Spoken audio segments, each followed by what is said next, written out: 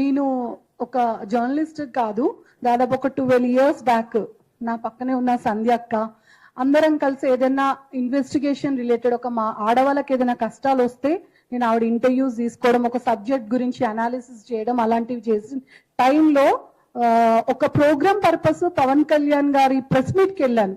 రఘు గారు మీకు చెప్తున్నది, ఇది 12 years నుంచి స్టార్ట్ అయిన target and planning oriented plan ఇది మీడియా పైన.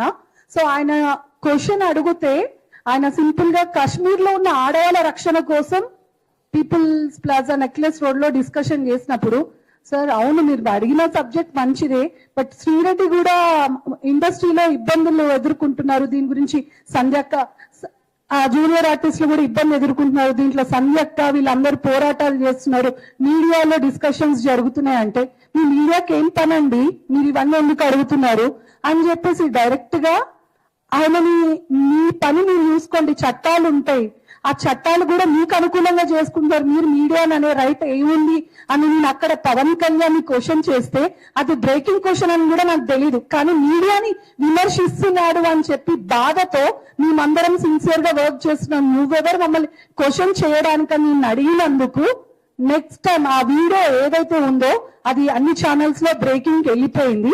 వెళ్ళిన తర్వాత దాని కింద నా గురించి బ్యాడ్గా ట్రోల్ చేయడం, నేను ట్రోల్ చేయడమే కాదు ఆ తర్వాత ఏ ప్రెస్ మీట్కి వెళ్ళినా, రామ్ చరణ్ ఇంటర్వ్యూకి వెళ్ళినా, ఎక్కడికి వెళ్ళినా దీన్ని వేసుకోవాలి, దీన్ని టార్గెట్ చేయాలిరా, దీన్ని వదలొద్దు మనము అని చెప్పేసి నా బాడీ తోటి నన్ను అన్ని రకాలుగా టార్గెట్ చేయడం. అంటే ఇక్కడ క్వశ్చన్ చేసే వాళ్ళు ప్రతి ఒక్కరూ విలన్సే.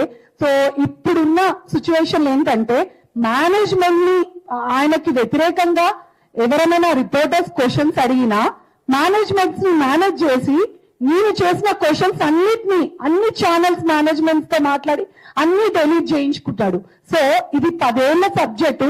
ఇప్పుడు ప్రస్తుతానికి ఏం జరుగుతుందంటే, ఒకప్పుడు పొలిటికల్ లీడర్స్ అంటే పక్కన అన్న అంటే ఒక రౌడీ గ్రూప్ ఉంటారు, కానీ ఇప్పుడు అట్లా కాదు, టోల్ గ్రూప్స్ ఉంటున్నారు.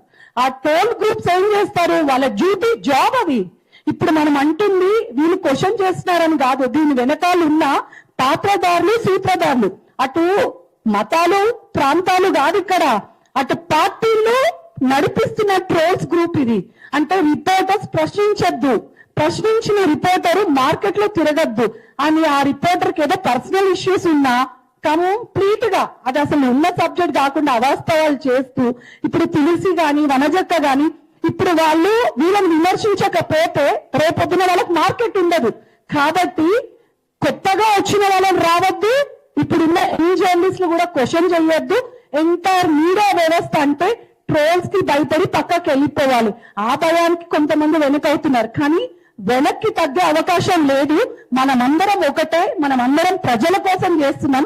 ప్రజల కోసం క్వశ్చన్ చేసినప్పుడు ఏ పార్టీ అయితే ఏంటి, లెఫ్ట్ అయితే ఏంటి, రైట్ అయితే ఏంటి, మీరు అనాలిసిస్ చేసుకుంటూ అసలు సబ్జెక్ట్ తెలియనోడికి, లా తెలియనోడికి ట్రోలింగ్ జాబ్ ఇచ్చి పొలిటికల్ పార్టీలు రన్ చేయడం అనే దానిపైన ఒక సమావేశం ఏర్పాటు చేయాలి.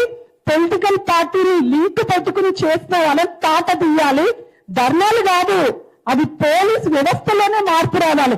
మనం వెళ్ళి కంప్లైంట్ ఇస్తే వాళ్ళు లైట్ తీసుకుంటున్నారు అంటే మన గురించి కాదు, వాళ్ళ ఉన్న ట్రోల్స్ చేస్తున్న బ్యాక్గ్రౌండ్ వాళ్ళని చూసి మీరు ఇంతే అన్నా అని చెప్పేసి మనం లైట్ తీసుకునే పరిస్థితి వచ్చింది. సో దాన్ని మనం కట్టడి చేయాలి అంటే సేర్వాలు చేసినట్టు కంప్లీట్ గా దీనికంటూ ఒక అజెండా ప్రిపేర్ చేయాలి. ట్రోల్స్ కోసం ప్రత్యేకించి చట్టం రావాలి. 4th ఎస్టేట్స్ అంటున్నారు కదా, ఈ డిజిటల్ దానిని కూడా దాంట్లో యాడ్ చేసి దానిపైన సీరియస్ యాక్షన్ తీసుకోవాలనేది నా విన్నపం.